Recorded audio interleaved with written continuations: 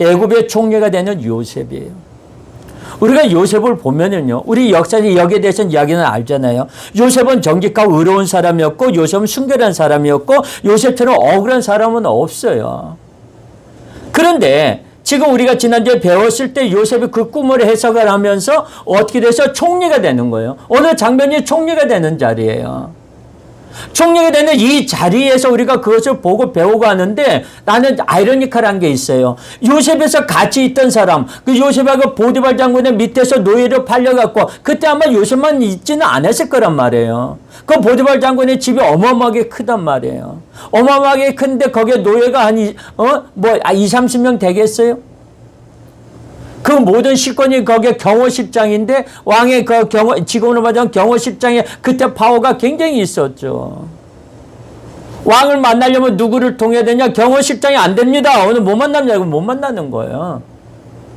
그래서 차제철이가 그냥 그래가지고 총 맞은 거 아니에요. 너무나도 이게 저기를 세우니까. 모든 게 자기를 결제를 거쳐서 대통령 만나는 거예요. 여기다 그만한 파워가 있는 거예요. 근데 거기 안에 한 명만 있었겠냐고, 노예들이. 내가 생각에는 한 100명 넘었을 것 같아요. 그 정도 되는 노예들이 있었음에도 불구하고 왜 거기에 노예들을, 왜 요셉과 같은 노예가 없었느냐.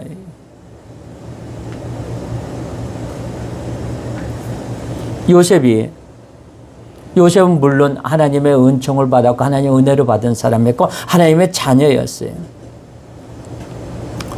자, 우리 오늘 본문 37절 한번 읽어볼까요? 시작. 바로와 그의 모든 신하가 이 일을 좋게 여긴지라. 이 이야기는 뭐냐면 놀랍게도 그 한 사람의 반대도 없었어요. 해몽을 해주고 거기에까지 해석까지 해주고 거기에 대한 계획까지 앞으로 이러이러한 사람을 해가지고 내세워야 되겠다. 자, 한번 볼까요? 36절에 35절 한번 봅시다. 시작. 그들로 장차 올 풍년의 모든 곡물을 거두고 그 곡물을 바로의 손에 돌려 양식을 위하여 각 성읍에 쌓아두게 하소서. 이와 같이 그 곡물을 이 땅에 저장하여 애굽 땅에 임할 7해 흉년에 대비하시면 땅이 이 흉년으로 말미암아 망하지 아니하리이다. 바로와 그의 모든 신하가 이 일을 좋게 여긴지라. 꿈을 쫙 해석해주고 나서 왕이시여, 이 대책은 이렇게 여차저차 해서 하십시오. 7년 동안에 풍년이 일어날 건데 그 풍년 동안에 창고를 많이 지어가지고 그 창고에다 각 고장 지역마다 창고를 지어가지고 거기다가 전부 다 쌓게 하시고 그때 당시에 뭐냐면 20%의 세금을 걷어들이십시오. 20%의 세금을 걷어들이고 그 세금을 갖다가 그 곡물을 받아들인 그 곡물을 갖다가 각 지역마다 창고를 쌓아가지고 각 성마다 어마어마하게 큰 창고를 지어가지고 거기에다 보관을 하십시오. 그리고 나서 또 흉년이 올 겁니다. 7년 뒤에는. 그럼 7년 뒤에 일단 그 흉년이 올 때는 거기에 있는 곡물을 갖다가 팔면 될 것입니다. 그래. 네 말이 맞구나. 그래서 이렇게 이렇게 하라고 모든 걸 나중에 있을 그 일까지 결정을 다 이야기를 해주는 거예요. 그러니까 전부 다 그 옆에 누가 있었겠어요? 왕만 있었나요? 거기에 신하들도 다 있었겠죠. 그 많은 신하들 그 이야기를 듣고 맞아. 제 말이 맞다.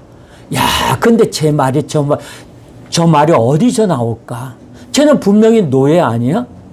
쟤는 보잘것없는 노예 아니야?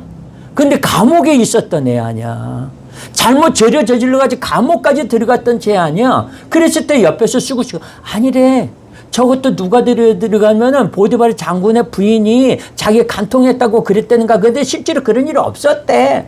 원래 그 여자는 그런 게 바람기 있는 여자 아니야? 그러면서 그 중에서 소문이 났을 거란 말이에요. 그러면서 여기서 보면서 그 많은 사람 이야기를 들어주니까 왕이 맞아. 네 말이 맞다. 7마리의 암소 그리고 7개의 곡식 그 이삭 이게 전부 다 7년을 나타내는 거예요. 살찐 것은 전부 다 풍년을 나타내고 이거 삐쩍 마른 것은 흉년을 나타내는 거예요. 그러니까 이건 간단하고 이게 알고 나면 참 간단해요. 그죠? 우리가 모르니까 와 이거 어떻게 하지 저렇게 하지 이렇게 하지 막 그러는 거예요. 야, 네 말이 맞다. 맞아. 이렇게 하면 돼. 이렇게 하면 돼. 그러는 거예요. 야, 이 말이 우리가 그 말대로 알고 나면 사실 쉬워요. 왜? 모르기 때문에 문제가 되는 거예요. 이것은 하나님의 아이디어다, 하나님의 해석이다라고 많은 사람들이 공감을 합니다. 그리고 나서 여기서 우리가 배우는 메시지는 뭐냐? 진정한 하나님의 사람은 모든 사람들에게 꿈과 희망을 준다는 거예요. 저는 이런 의미에서 복음을 깨달은 사람, 하나님을 믿는 사람들은 그 시대에 희망을 불어넣는 사람이라고 저는 생각합니다. 죽어가는 사람을 살리는 사람, 절망하는 사람들에게 용기를 주는 사람들이 우리라는 사실을 요셉을 통해서 배울 수가 있습니다. 지도자에게는요, 세 종류의 지도자가 있습니다. 첫 번째는 뭐냐? 어떤 지도자는요, 부정적이고, 고발하고, 절망적인 말만 하고 비난합니다. 이 사람은 진정한 지도자가 아니에요. 그가 비판하고 고발하는 것이 틀렸다는 것이 아니라 다 맞아요. 그런데 그것만을 이야기하는 사람은 진정한 지도자가 아니라는 것이죠. 저는 여러분들이 어려운 일을 볼 때 그것만 보지 않기를 바랍니다. 우리에게는 이러한 사람들이 사실 너무너무 많아요. 자, 두 번째로 이 반대로 나라가 어렵고 힘든 그 가운데 있는데도 무조건 잘 될 것이라고 말하는 지도자도 사실 참된 지도자는 아니라는 거예요. 왜? 무조건 모든 것을 좋게 해석하고 거짓으로 말하는 지도자도 좋은 지도자가 아니에요. 왜냐하면 그는 백성을 잘못 지도하고 속이고 있다는 거예요.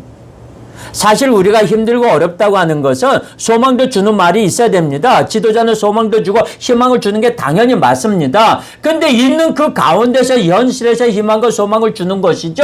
없는 것까지 꾸며대면서 가지고 뭐 저기까지 하면서 거짓말까지 해가면서 소망을 주면은 그것은 거짓된 지도자라는 것이죠. 그러면 가장 좋은 지도자는 어떤 사람일까요? 세 번째, 미래에 다가올 재앙과 위기를 똑바로 보게 해주는 지도자. 잘못한 것을 잘못했다고 말하는 지도자. 그러나 거기서 끝나는 것이 아니라 회개하고 돌이켜서 돌아오게 함으로써 미래에 대한 용기와 희망을 확실하게 불어넣는 지도자라는 거예요. 위기를 축복으로 바꿀 수 있는 지도자가 바로 진짜 지도자입니다. 그가 바로 누구냐? 요셉이에요. 바로왕은 요셉의 이야기를 듣고 감동하여 38절과 같이 말합니다. 한번 볼까요? 38절 다 같이 시작. 바로가 그의 신하들에게 이르되 이와 같이 하나님의 영에 감동된 사람을 우리가 어찌 찾을 수 있으리요? 하고 그랬어요. 바로 요셉에게 이렇게 말합니다. 야, 이 사람은 진짜 하나님의 신이 감동한 사람이다.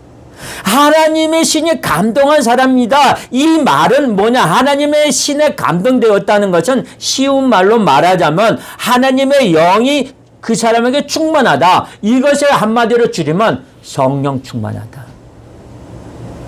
하나님의 영이 임하는 자, 성령 충만한 자는 지혜도 충만합니다. 지혜와 지식이 있어요. 나도 모르게 성령 충만한 사람들은 지혜와 지식이 막 나와요.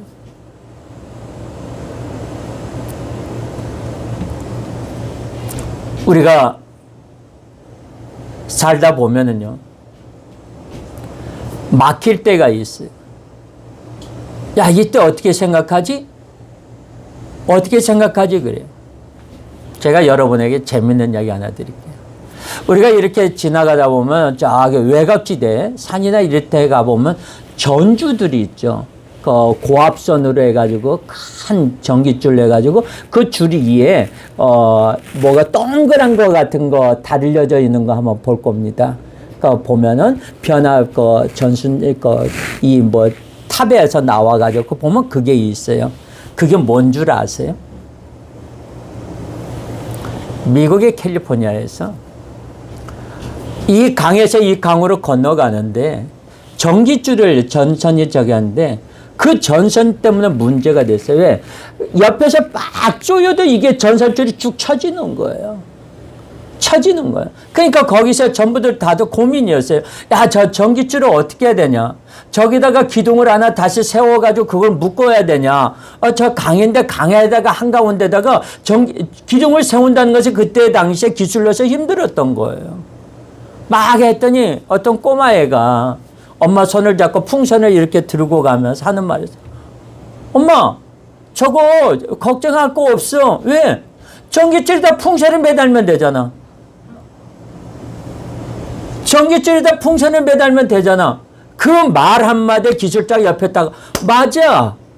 거기다가 풍선을 매달면 되겠다. 전깃줄에다 해가지고 그 공 같은 데다가 수소를 넣어가지고 그걸 묶어가지고 이게 뜨게 있는 거예요. 그게 공중에 띄워주는 거예요. 그게 애기 아이디어에서 나온 거예요.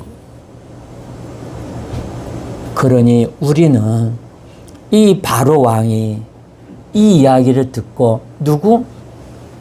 보잘것없는 자, 노예. 그것도 누가 죄인이야. 감옥에 있다가 왔으니까. 그 사람의 말을 듣고 죄는 그냥 사람이 아니다.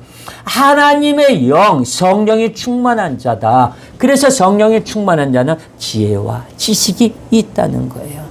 저는 여러분들이 이와 같은 사람이 되기를 주님의 이름으로 축원합니다. 그저 교회에 오가는 것이 아니라 하나님의 영이 그 사람 속에, 생각 속에 가득한 사람 되기를 바랍니다. 바로는 요셉은 하나님의 영이 그 안에 있는 사람이라고 말했어요. 근데 바로는 왜 그런 말을 했을까? 진짜 이 바로가 하나님을 믿어서 그랬을까? 아니에요. 이게 다신론자예요.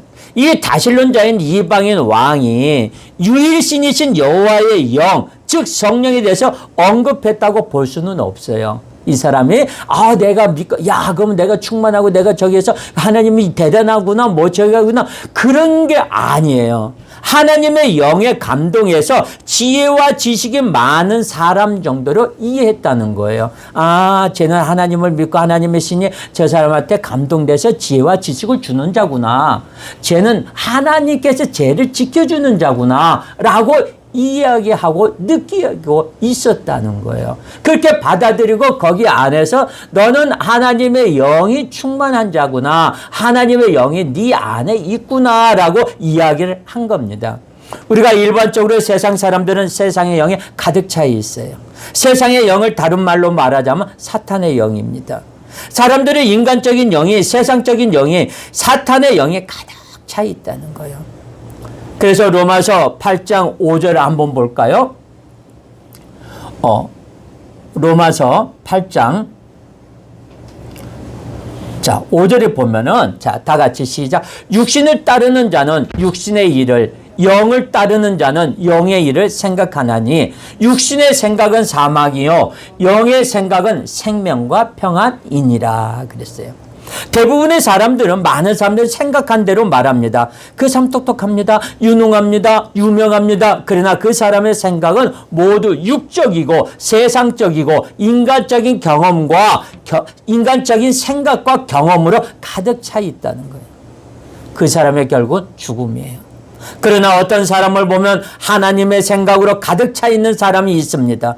대화를 해보면 놀랍게도 하나님을 느끼게 합니다. 하나님의 생각이 그 사람의 생각을 지배하고 있어요. 어떤 사람하고 이야기를 합니다. 한 30분간만 이야기하면요, 그 사람이 어떤 생각, 무엇을 생각하고 있는지 알아요. 이 사람이 하나님의 사람인지 하나님의 사람이 아닌지를 금방 알게 돼요. 왜? 하나님의 사람은요, 입만 열면 목사님 어제요 제가요 어디를 갔는데요, 진짜 내가 너무너무 하나님께서 나를 사랑한다는 것을 느꼈어요. 전에는 못 느꼈는데요, 내가 거기 가서 일을 하면서요, 내가 이렇게 일이 있었는데 하나님은 저를 그쪽으로 보내셨어요. 하나님은 나를 그쪽에서 이미 예배해 주셨어요. 왜요? 그랬더니 그 사람이 힘들고 어려운 가운데 있었는데요, 제가 그 사람을 도와주고 이렇게 해주니까요, 그 사람이 저를 너무너무 기뻐했어요. 제가 이 영광 하나님 앞에 돌립니다 하면서 입만 열었다면 하나님 이야기를 꺼내는 걸, 입만 열었다면요, 어저께요 내가 생활하면서 이렇게 저기 하는데요, 목사님 내가 하나님 앞에요 기도하면서요 우리 성도들을 위해서 기도했어요, 목사님을 위해서 기도했어요, 우리 교회를 위해서 기도했어요 하면서 막 그 이야기를 입만 열면 하는 사람이 있어요. 그 사람은 성령의 사람이에요. 어떤 사람은 입만 열면 집사님 어저께 저기 홈마트에 갔더니 홈마트 50% 세일하더라. 야, 그거 괜찮더라. 저기 어디 홈플러스 어디 롯데백화점에 거기 갔더니 야, 이 옷 80% 세일해서 이거 사온 거 아니야. 그 사람은 입만 열었다면 세일이야. 입만 열었다면 바겐 세일이야. 입만 열었다면 세상적인 이야기야. 과연 누가 하나님의 자녀라고 볼 수 있겠습니까? 목사님이 가정의 신방을 갔어요. 가정의 신방을 딱 가니까 이제 그랬어요. 이제 애기 엄마가 딱 그랬어요. 목사님 오셨다고 하니까 이제 예배를 드리려고 하니까 아들한테 그럽니다. 야, 저기 엄마가 매일 보는 책 있지? 그 책 좀 갖고 와라. 그럼 아들이 성경책을 가지고 올 줄 알았어요. 그랬더니 보니까 저기에서 홈쇼핑에서 나온 잡지책을 갖고 오더래. 아니 이것 말고 네가 잘못 갖고 왔거나 엄마가 매일 보던 책. 그랬더니 아들이 엄마가 매일 보잖아 이거. 아니 그 책 말고 까맣고 저거 하는 거. 그 책 있잖아. 교회 갈 때만 가지고 가는 그거. 그러더니 성경책을 갖고 오더래는. 교회 갈 때만 가지고 가는 거, 집에서 보는 책은 잡지책, 홈쇼핑에서 온 그 책. 우리가 그래요. 30분만 그 사람하고 이야기해보면 어떤 생각을 하고 있는지 알아요. 요셉은 어렸을 때부터 하나님께서 주시는 생각과 꿈을 가지고 있었어요. 비록 어머니를 일찍 여의고 아버지와 이복 형제들 가운데서 살았지만 그는 이상하게도 하나님이 좋아서 하나님 생각을 했고 하나님 꿈을 꾸었고 하나님과 함께 살았던 사람이었어요. 요셉은 하나님과 긴밀한 관계를 가졌고 어떤 일을 만나든지 하나님과 연관지어 생각하는 버릇이 있었어요. 저는 이것이 요셉에게 주어진 축복이라고 생각합니다. 여러분, 교회 나올 수 있는 것은 축복입니다. 어렸을 때 부모님이 억지로 교회 끌고 와야 교회에 왔지만 어릴 때부터 하나님 만나고 찬송 부르고 말씀을 듣게 합니다. 그러면 자신도 모르는 사이에 하나님이 그를 지배하는 거예요. 지금 우리 보면은 주호가 와 있죠? 와 있어서 예배는 안 되고 막 왔다 갔다 뛰어갔다 하는 것 같죠? 근데 주호도 찬송 부르고 말씀 듣는 거 머릿속에 다 들어가요. 왜 그러냐면 거기에 그 자리에 참석했기 때문에 거기에 대해서 목사님이 이야기하는 거 설교하는 거 괜히 왔다 갔다 하고 뛰어가는 것 같지만은 다 알고 있어요. 어렸을 때부터 하나님의 이야기, 하나님의 자녀를 키우는 거예요. 그래서 사무엘이 낳자마자 어디에서 자랐느냐? 교회에서 자랐지. 교회에서 거기에 제사장의 밑에서 생활했지. 이것이 바로 어린아이들부터 하나님의 말씀으로 들어가게 되는 거예요. 그 젊은 날에 예수님께 빠지게 되고 성경에 빠지게 하고 교회에 빠지게 하면 하나님의 축복이 그를 따라다닙니다. 요셉은 어릴 때부터 하나님과 매우 친했다는 것을 알 수 있어요. 꿈을 꿔도 하나님을 꿈을 꾸고 하나님의 생각을 하면서 자라심이 분명합니다. 그래서 17세에 한창 반항할 수 있는 사춘기 시절에 그는 정직하고 의롭고 순종적인 사람이 될 수 있었어요. 왜? 하나님의 안에 있었기 때문에요. 우리는 억지로 예수 믿는 사람들이 많이 봅니다. 어떤 이런 사람은 예수 믿는 것이 너무나도 힘듭니다. 예수님 믿는 것이 쉬워야 잘 믿을 수 있다는 거예요. 착한 일을 하는 것이 쉬워야 합니다. 하나님의 영이 있는 사람은 하나님의 일을 합니다. 세상에 영이 있는 사람은 사탄이 좋아하는 일만 합니다. 요셉이 17살에 꿈을 꾸고 30살에 총리가 될 수 있었던 것은 하나님을 생각하는 습관이 몸에 배인 사람이었기 때문이에요. 2년 전 요셉이 억울하게 감옥에 있었던 시간을 한번 생각해 봅시다. 요셉이 있었던 감옥에 술 맡은 관원장과 떡 맡은 관원장의 모함을 받고 저는 들어왔어요. 떡 맡은 관원장은 모사꾼입니다. 술 맡은 관원은 억울하게 누명을 쓰고 들어온 사람입니다. 이 두 사람이 똑같이 한날 한시에 똑같이 꿈을 꾸었습니다. 요셉은 그 꿈을 즉각 해석했습니다. 요셉의 마음속에 하나님의 영이 있었기 때문에요. 저는 여러분이 이러한 사람이 되기를 주님의 이름으로 축원합니다. 하나님의 것인지 세상적인 것인지 금방 알 수 있게 하는 것이 바로 하나님의 영이에요. 그래서 우리들은 하나님 앞에 기도할 때 영의 분별력을 달라고 해야 됩니다. 하나님, 저도 영의 분별력을 할 수 있도록 분별력을 갖게 해달라고 하나님 앞에 기도해야 될 것입니다. 왜냐하면 지금은 그래요. 가짜가 진짜 같고 진짜가 가짜 같은 세상이에요. 어떤 게 너무너무 어마어마한 사람. 어떤 텔레비에 보니까 고려 청자를 딱 갖다 놓고서는 이거에 대해서 막 이야기를 합니다. 이것이 진짜라고 이 골동품을 가지고 속이고 팝니다. 그랬더니 그 옆에 있던 사람이 와가지고 이게 무슨 슈퍼마켓에서도 파는 것도 아니고 이게 저기였냐면 그것을 청자를 깼네? 깼더니 맨 밑바닥에 보니까 고려 청자라고 써져 있어요. 골동품이라고 한 것이. 우리는 그렇게 가짜가 진짜 같고 진짜가 가짜 같은 세상에 그거 구별을 할 줄 알아야 돼요. 분별력이 있어야 돼요. 지금 우리가 이단으로 빠지는 사람들 보면은요, 저는 그분들을 참 그래요. 굉장히 그분들이 하나님 앞에 갈급한 사람이라고 봐요. 하나님을 믿지 않는 사람들은 이단에 안 빠져요. 하다못해 우리 이제 안기조 씨가 와가지고 하는 소리가 뭐인지 아세요? 그 친구가 신천지에 가가지고 목사님들 교회는 구원이 없잖아요. 저쪽 교회는 구원이 있대요. 저보고 언제 구원 받았냐고 물어보더라고요. 그래서 신천지인가 했더니 나중에 알고 보니까 목사님들한테 여기저기다 물어보니까 거기가 구원파라고 하더라고요. 구원파는 뭐냐? 구원을 굉장히 중요시 여겨요. 제가 여러분들에게 한번 물어볼게요. 여러분은 언제 구원받았습니까? 대답하기 뭐하죠? 우리가 이건 확실히 이렇게 생각하면 돼요. 내가 하나님 앞에 나와서 영접기도 받았을 때, 영접기도 했을 때 그때 나는 이미 구원을 받은 거예요. 그때 이미 나는 성령의 기름 부음을 받은 거예요. 왜? 내가 예수님 앞에 고백했잖아요. 예수님, 저는 죄인입니다. 저는 죄인이라는 것을 고백합니다. 그리고 내가 오늘부터 주님을 믿고 주님이 나의 죄 때문에 십자가 못 박혀 돌아가신 것을 믿습니다. 저는 주님의 자녀입니다. 하고 시인했을 때 이미 나는 구원을 받은 거예요. 근데 구원파는 몇 년, 몇 월, 며칠, 몇 시에 어디에서 장소 어디에서 육하 원칙에 의해서 구원을 받았는 자를 굉장히 중요시 여기는 거. 그게 뭐가 중요해요? 천국 가는데. 몇 월 며칠 날 받았다고 해서 천국 가는 게 중요해요? 그게 구원받은 게 중요해요?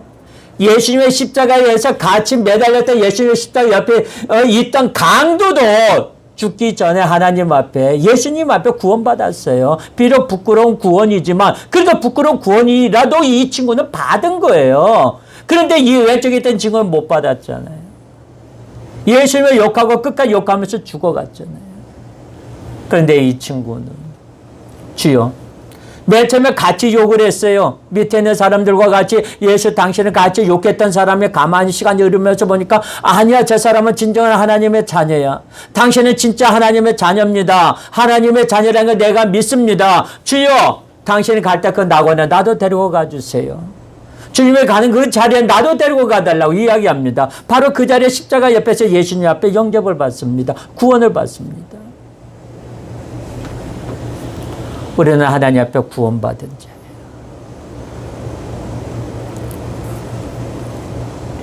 왜? 우리는 하나님의 영이 있기 때문입니다. 바로의 꿈 이야기를 들었을 때도 마찬가지입니다. 바로의 이야기를 들었을 때 꿈의 해석은 이미 끝났습니다. 너무 쉽고 너무 간단합니다. 하나님의 영이 있었기 때문에 가르쳐주는 그대로 그 이야기를 하면서 조리 있고 명쾌하게 말합니다. 암소 7마리는 7년, 그 좋고 아름다운 소는 풍년이고 야이고 열이고 흉악한 소는 흉년이라는 것입니다. 아주 쉽습니다. 저는 세상의 모든 사건이 여러분의 손에 들어오면 다 쉬워지기를 주님의 이름으로 다시 한번 축원합니다. 모든 문제를 문제로 보지 마십시오. 모든 문제는 문제가 아니라 이겨내지 못해서 문제가 되는 거예요. 그런데 우리는 그 못 이기는 것을 문제라고 생각을 안 합니다. 우리는 그 문제를 문제라고 생각을 했어요. 그리고 그 문제를 문제라고 생각하니까 그 문제를 이겨낼 생각은 안 하고 문제를 문제라고 생각하고 계속 그 문제 어떻게 해 어떻게 돼 이렇게 그냥 발버둥 치고 있는 거예요. 간단해요. 문제는 문제를 이겨내면 문제가 되지 않아요. 문제는 문제를 이겨내면 됩니다. 자, 따라합시다. 문제는 이겨내는 것이다. 다시 한번 문제는 이겨내는 것이다. 맞아요. 복잡한 문제는 이겨내기를 축원합니다. 이것이 하나님의 사람이 가진 특징입니다. 세상의 사람들은 우리를 필요로 합니다. 세상의 사람들은 우리를 부릅니다. 직장에서도 가정에서도 우리는 환영받는 사람입니다. 여러분, 우리의 상처는 거절감입니다. 나는 당신이 필요 없다. 당신은 빠져라라는 거예요. 이것 때문에 우리는 상처를 받아요. 요셉은 놀라운 은혜를 입었던 사람입니다. 저는 여러분들에게 고민이 없기를 바랍니다. 생각해보면 여러분이 가지고 있는 문제는 아무것도 아니에요. 내 문제는 아무것도 아니다. 여러분의 입으로 선포하십시오. 자, 따라합시다. 내 문제는 아무것도 아니다. 다시 한번, 문제는 문제가 아니라 이겨내는 것이 문제다. 맞아요. 문제는 문제가 아니라 이겨내는 것이 문제예요. 아멘. 우리는 자신의 고민을 너무나 이대하고 복잡하게 만듭니다. 그래서 누구도 해결할 수 없도록 만들어 놓습니다. 여러분, 하나님 앞에서는 모든 문제가 단순하고 쉽습니다. 단순한 사람, 쉬운 사람이 되십시오. 복잡한 사람이 되지 마십시오. 사람은 단순한 겁니다. 단순한 거예요. 용서는 단순한 거예요. 그렇기 때문에 우리는 단순하게 생각하면 됩니다. 자, 우리 한번 볼까요? 창세기 다시 한번 본문으로 제자리로 돌아가 가지고 창세기 41장 39절. 자, 다 같이 시작. 요셉에게 이르되 하나님이 이 모든 것을 내게 보이셨으니 너와 같이 명철하고 지혜 있는 자가 없도다. 너는 내 집을 다스리라. 내 백성이 다 내 명령에 복종하리니 내가 너보다 높은 것은 내 왕자뿐이니라 그랬어요. 자, 한번 볼까? 또 41절 시작. 애굽 온 땅의 총리가 되게 하노라 하고 자기의 인장반지를 빼어 요셉의 손에 끼우고 그에게 새 마포 옷을 입히고 금사슬을 목에 걸고 자기에게 있는 버금술에 그를 태우매 무리가 그의 앞에서 소리 지르기를 엎드리라 하더라. 바로가 그에게 애굽 전국을 총리로 다스리게 하였더라. 그래서 자, 이 이야기는 뭐냐면은 쉽게 말하자면은 지혜롭게 다 이야기를 하고 문제까지 다 이야기를 해. 이렇게까지 하고 이렇게 해서 해석합니다. 결론 다 내려버려. 그러니까 간단해. 요즘에 코미디언들이 그러죠. 아주 쉽죠. 그러듯이 굉장히 쉬운 거예요. 아, 그래? 그러면 일을 누구한테 맡기지? 맡길 사람이 없는? 가만히 보니까 야, 그럼 네가 맡아라. 그런 거예요. 네가 그렇게 지혜롭게 네가 하고 네가 지혜와 명철함이 있으니까 네가 맡아라 하는 거예요. 왜? 나의 꿈을 명쾌하게 해석해줬고 여기서 너처럼 하나님의 영이 너같이 명철하고 지혜 있는 자가 없으니까 애굽 땅을 다스릴 수 있는 총리가 너가 돼야 된다 하는 거예요. 쉽게 말하자면. 자, 한번 생각해 봅시다, 여러분. 바로는 애굽의 왕이에요. 상대는 히브리 사람이에요. 청년이에요. 나이 30살밖에 안 됐어요. 어저께 윤석열 저기가 후보가 100년 만에 한 명 나온 이준석 대표라고 우리나라 역대 사상 처음이라고 했듯이 이 30대에 나온 거예요. 30살에 총리가 된 거예요. 소설이니까 대단하지. 이건 역사니까 하나의 영화처럼 되니까 별로 안 느껴 보이죠. 내가 공부를 해서 서울대학교, 우리 동생애가 꿈이 서울대학교 최연소 교수가 되는 게 꿈이에요. 그래가지고 지금 스위스의 쭈리 공대에 가가지고 아인슈타인이 나온 대학교입니다. 세계적으로 굉장히 유명한 대학교. 거기에 조교를 있어요. 그래서 최연소가 되는 거기서 또 친구를 만나가지고 외국인 영국 사람과 결혼을 해가지고 그 친구도 같이 공부하는 친구인데 애기 지금 둘 낳고서는 지금 최소 교수가 최연소 교수가 되겠다고 했는데 그 꿈이 지금 무너지고 있어요. 지금 거기서 이제 조교를 있으면서 지금 열심히 하고 있는데 아직 박사 논문이 아직 통과도 아직 되지 못하고 있다고 그 이야기를 하는데 그런 것 같아요. 한번 생각해 보세요. 30살에 그 나라의 총리가 됐다는 것은 대단한 겁니다. 이때 당시에 애굽은요, 세계가 바라보는 나라였어요. 세계에서 굉장히 강대국으로 있는 나라였어요. 뒤에 이제 바벨론이랑 이렇게 나옵니다만 그때는 조그만 나라였어요. 그래서 이게 이집트가 그때 조금 막 저기 해가니까 이 옆에서 신생 국가들이 막 나타나고 있는 거죠. 지금도 마찬가지예요. 여기서 이 땅이 이 사람이 뭐냐면 이방인이죠, 외국 사람이죠, 감옥에 있던 사람이에요. 그 사람은 총리로 발탁을 했다는 것은 굉장한 겁니다. 이것은 우리의 생각과 상식으로는 이해할 수 없는 엄청난 일이 성경에서 펼쳐지고 있어요. 하나님에게는 이런 일이 수다합니다. 생각해 보세요. 소년 다윗이 여호와의 이름으로 도팔매를 가지고 거인 골리앗 앞에 나갔을 때 거인 골리앗은 쓰러졌어요. 엘리야가 무릎을 꿇고 하나님 앞에 기도했을 때 3년 반 동안에 오지 않았던 비가 내렸어요. 모세가 전부 다 홍해 앞에 가서 지팡이를 들고 하나님 앞에 기도했더니 홍해가 갈라졌어요. 여러분, 이런 일들이 우리의 지성과 인격과 상식과 합리성으로 이해되는 일입니까? 그렇지 않아요. 성경에는 우리가 이해할 수 없는 일들이 너무나도 많습니다. 그러나 그것이 다 거짓말이 아니라 역사적인 사실이에요. 그러한 일들도 지금 일어나고 있어요.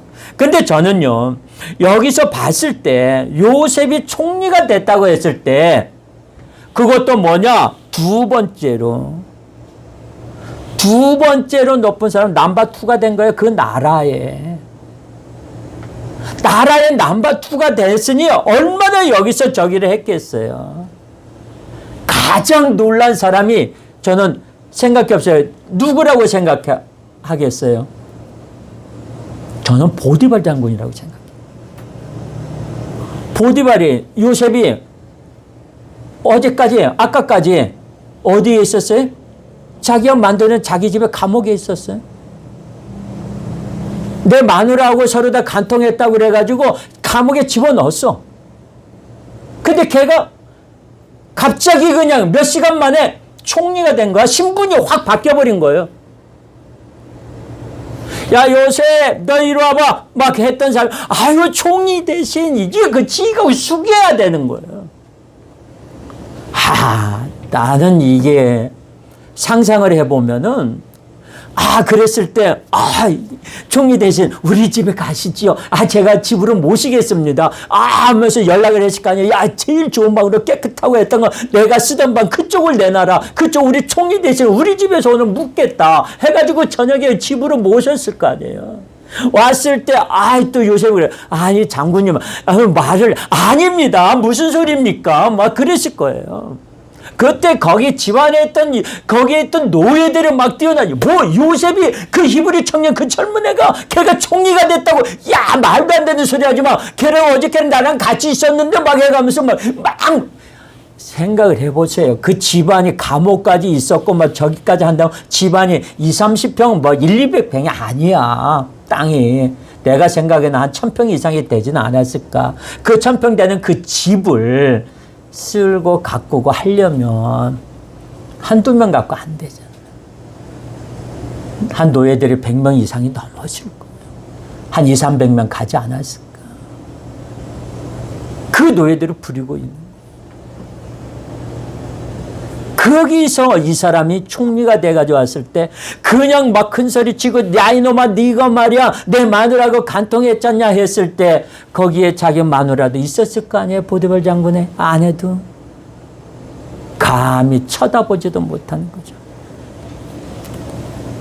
41절과 43절에 보니까 바로가 요셉에게 이르되 너는 애굽 온 땅을 총리까지 다스리라 하더라. 이렇게까지 이야기를 했어요. 그리고 요셉에게 이르되 바로라 애굽 온 땅에서 내 허락 없이는 수족을 놀릴 자가 없다.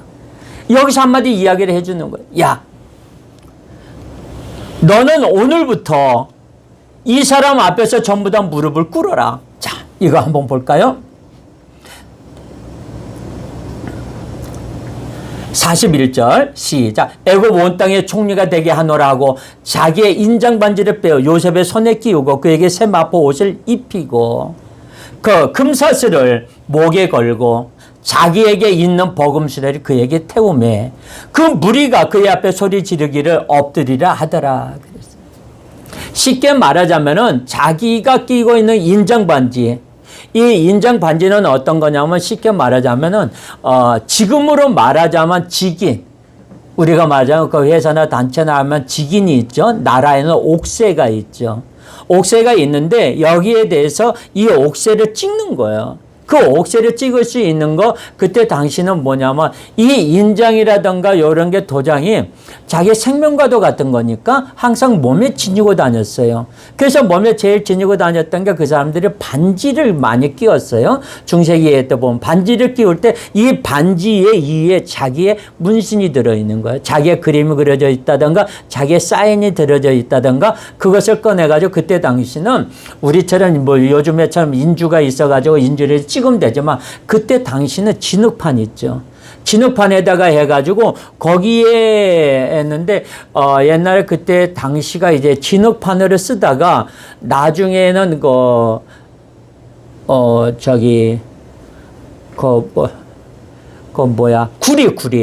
구리로 쓰다가 이렇게 하면서 이제 막 저기가 변해졌습니다. 그러면서 이제 오면서 고무 같은 거에다가 놓고서는 거기다 불로 지지고 인장을 찍어요. 찍으면서 거기에 대해서 이 문서는 누가 정식으로 원본이 되는 거죠. 이제 그것을 쉽게 말하면 인장 사인이에요. 요즘으로 말하자면. 그것을 반지에 끼고 다니면서 이것을 너한테 주는 거예요. 누구에게? 요셉에게 주는 거야. 너는 오늘부터 이것을 가지고 너는 저기가 되는 자다. 그러면서 목에다 금사슬을 끼워주는 거야. 금사슬인 게 맞아, 금목걸이. 그때 당시에 유럽이라든가 이집트의 영화 같은 경우 보면은요, 전부 다 머리를 그 사람들은 밉니다. 얼굴이 깨끗해요. 청결하고. 그리고 항상 그 바로왕 같은 경우는 목에, 목걸이 있죠? 금으로 된 거. 요즘에 뭐 보면은, 좀, 형님! 하는 사람들이 뭐 목걸이 이렇게 금목걸 많이 걸고 다니는데, 예, 그런 식으로 금사실 목걸이를 걸어요. 그리고 뒤에 가는 뭐냐, 여기에서 보면은, 이때 당시에 바로는 요셉에게 다음과 같은 특권을 줬어요. 그게 뭐냐? 첫 번째, 제가 방금 이야기한 인장 반지. 그리고 또 뭐냐? 이 인장 반지가 재밌는 것은요. 지금 영국 대형 박물관에는 이집트의 왕들이 끼었던 그 반지, 토두메스 3세 그리고 시삭 1세, 그 아멘헤테프이 등에 그 사람들의 인장 반지가 보관이 되어 있어요. 그리고 두 번째는 뭐냐? 아름다운 새 마포옷. 이 아름다운 새 마포옷을 입혀줬다는 것은 뭐냐? 이집트의 고관들이 입는 영광스러운 하나의 의복이에요. 이 왕이 되거나 왕족이 된다면 옷이 달라지잖아요. 우리가 보면은 일반 사극에 봐도 보면은 뭐 상놈하고 양반들하고 이렇게 중인들하고 옷이 다르듯이 달라집니다. 그리고 이 요셉을 총리로 임명하자마자 바로 왕족으로 대접해 줬다는 거예요. 이 사람은 너는 오늘부터 천민이 아니다. 너는 오늘부터 왕족이다. 이 옷은 누구들만 입는 옷? 왕족들만 입는 옷을 입혀주었던 거예요. 그리고 아까 이야기했던 왕실의 금사슬, 이것은 뭐냐? 명예와 존귀를 나타내 주는 거예요.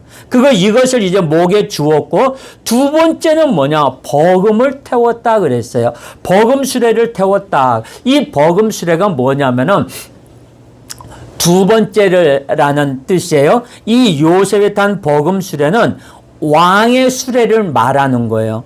왕의 수레를 말하고 수레를 수레를 탄 사람이 왕 다음의 지휘자라는 것을 이야기하는 거예요. 쉽게 말하자면 첫 번째 수레는 뭐냐? 이게 버금 수레를 왕 뒤에 따라가는 수레를 버금 두 번째 수레가 이 금빛 수레가 누구 거냐? 이 요셉이 타는 수레가 됐다는 거예요. 그러니까 쉽게 말하자면 뭐냐? 너는 오늘부터 나 다음이라는 거죠. 내가 없을 때는 너라는 거예요. 이때 당시에 보면은요. 흉년이 들어가면서 어떤 사건이 일어나냐면 왕 앞으로 와요. 곡식을 사러 옵니다. 바로 왕 앞에. 그러니까 바로 왕이 나 몰라. 요셉한테 가봐. 모든 게 요셉이 책임져. 나 곡물 몰라. 나 머리 아파. 걔한테 가. 그러니까 전부 다 그쪽으로 가는 거예요. 창고가 하나만 있었을까요? 아까 제가 이야기했죠. 각 지방마다 지금은 이제 각 시도가 이제 형성이 돼서 이제 저기 했죠. 그때 당시에 그 성읍이로 이제 구별이 돼 있죠. 그 성에다 그 성읍에마다 한쪽에 창고를 어마어마하게 지어 놓는 거죠. 그 풍년될 때. 그래가지고 그 위에다 전부 다 그 곡물을 거기다 가둬두는 거죠. 보관해 두는 거죠. 거기서부터 이 사람들이 너한테 가봐 하는 거예요. 쉽게 말하자면 또 이 수레를 끌고 나가면서 지금 재밌는 것은 뭐냐. 요셉이 탔다고 하는 금빛 수레가 지금 이집트의 국립박물관에 보관이 되어 있다고 하더라고요. 그래서 인터넷에 들어가서 막 쳐봐도 그건 보여주려고 그랬더니 없더라고요. 그럼 박물관에 가서 직접 찍어야 되는가 봐요. 그래서 여기서 그 다음 사람들이 왕이 뭐냐. 그 앞에서 무릎을 꿇어라 하고 외쳤던 거죠. 왜? 내가 지나갈 때 너희들이 무릎을 꿇듯이 내 버금가는 내 버금수를 탄 요셉은 나 다음이다. 나나 다름없다. 무릎 꿇어라 하는 거죠. 그러니까 이 정도로 신분 상승이 되니까 보디발은 어디 여기 감히 끼지도 못하는 거죠. 어디를 여기에 감히 끼어요. 대통령을 경호하는 사람 경호원들 있죠. 이제 근접에서 나오는 거 청와대 경호실에 있는 사람들은 이제 뭐 대통령과 같이 동행하니까 같이 저기를 얼굴을 보지만은 경찰이라든가 군인다든가 그 경호단이거든요. 걔네들 대통령 얼굴도 못 본대요. 그만큼 경비가 삼엄하게 저기 하듯이 감히 어딜 봐요. 이 보디발 장군이 그거였어요. 말하자면 경호실장이 있지만 이 사람 말의 명령을 복종하면 따르게 되는 거죠. 순위가 있죠. 요셉은 권력과 복된 하나님의 가정도 얻게 됐습니다. 그래서 바로가 요셉을 이집트 사람으로서 만들기 위해 준 이름으로 사브낫 바네아. 네, 그때 당시에 왕이 저기를 주면은요, 왕족으로 되면은 이름이 바뀌어진다는 거예요. 그때 이집트 왕을 준다는 거예요. 이집트 왕을 주면서 너는 오늘부터 사브낫 바네아다. 그래서 부를 때마다 사브낫 바네아 하고 부릅니다. 그 뜻이 무엇이냐? 세상의 구원. 너는 이 나라를 구원했다. 너는 이 나라를 흉년으로부터 이 나라를 잘 살게 우리가 망할 수밖에 없는 나라를 너는 우리들에게 구원을 해 주었다. 세상의 구원이시다. 그래가지고 사브낫 바네아라고 이름을 바꿔줍니다.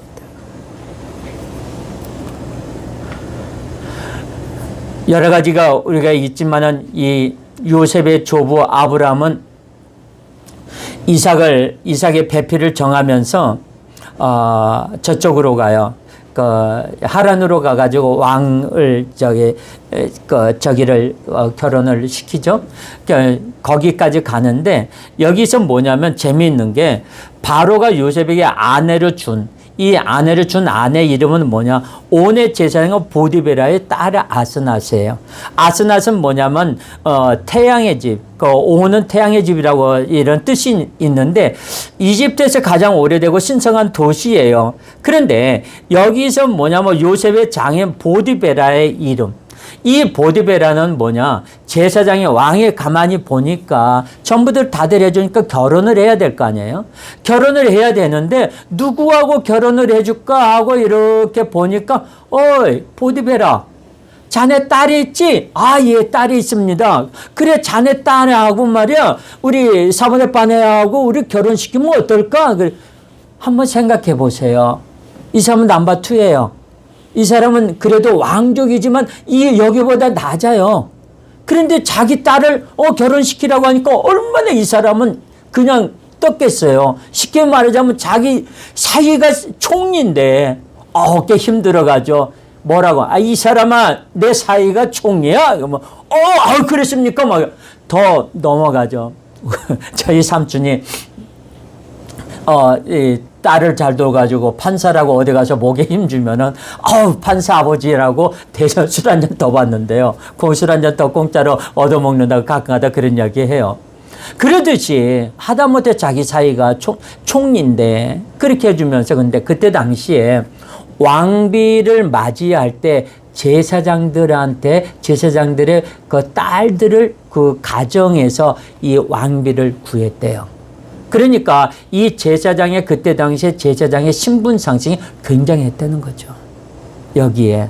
그렇지만 여기 애들을 우리의 왕족으로 들어간다는 게, 궁궐로 들어간다는 게, 왕비로 들어간다는 것은 제사장들이 거기서 뽑은 거죠. 그러니까 여기서 뭐냐, 바로가 굉장히 신까지 어울릴 수 있는 이 굉장히 어마어마한 힘이 있잖아요. 왕이 하라고 하니까 하는 거죠. 그래가지고 결혼식을 올리게 되면서 누가 문하임과 에브라임을 낳게 되죠. 므낫세하고. 자, 우리가 여기서 보면은 이제 에스낫은 뭐냐, 제사장의 딸이라기보다는 영광스러운 하나님의 백성 요셉의 아내요, 그리고 므낫세와 에브라임의 어머니로서 성경의 역사의 그 이름을 영원히 남기고 있습니다. 그래서 요셉의 이대함은 여기서부터 이제는 출발해요. 하나님이 요셉에게 복을 주었을 때 요셉은 교만하지 않았습니다. 성실한 모습을 그대로 가지고 있어요. 우리 인간들은 돈이 조금만 더 있어도 지위가 조금만 올라가도 목이 고다집니다. 그리고 높은 데 있다가 한 등급만 지위가 내려가도 코가 석자나 빠져요. 요셉은 흔들리지 않습니다. 요셉은 끝까지 성실했습니다. 우리는 놀라운 주님의 은혜 안에서 요셉은 끝까지 흔들리지도 않고 요셉은 성실하게 생활하게 됩니다. 이렇게 성실하고 흔들리지 않는 사람, 권력을 남용하지 않고 자신에게 주어진 일을 끝까지 충실하게 준비했던 사람이 바로 요셉이에요. 그래서 이기는 준비할 때 준비하지 않았기 때문에 일어납니다. 요셉은 그가 죽을 때까지 교만하거나 방심하지 않았어요. 그리고 그의 태도는 한 번도 변하지 않았습니다. 흉년이 오기 전에 요셉은 두 아들을 낳았어요. 이렇게 꿈을 가지고 변함없이 하나님을 중심으로 살았던 요셉에게 자녀의 축복을 주었다는 사실을 볼 필요가 있습니다. 야곱의 12지파 가운데서 요셉만 2지파로 들어갑니다. 이것이 바로 복입니다. 저는 여러분들을 통해서 여러분의 자녀들이 이와 같은 복을 얻게 되기를 축원합니다. 사랑하는 동방교회 성도 여러분, 흉년이나 풍년은 아무 의미가 없습니다. 풍년이 와도 흉년이 와도 흔들리지 않는 믿음, 살아도 죽어도 주를 위하여, 건강해도 병들어도 주를 위하여 사는 믿음이 중요합니다. 성공이나 실패가 내게 의미 있는 것이 아닙니다. 내가 의미 있는 것은 하나님 한 분뿐이에요. 그분을 위해서 병들 수도 있는 것이고 부유할 수도 있고 가난할 수도 있고 쇠할 수도 있습니다. 요셉은 하나님이 있었기 때문에 꿈을 꾸고 이렇게 아름다운 삶을 살 수 있었습니다.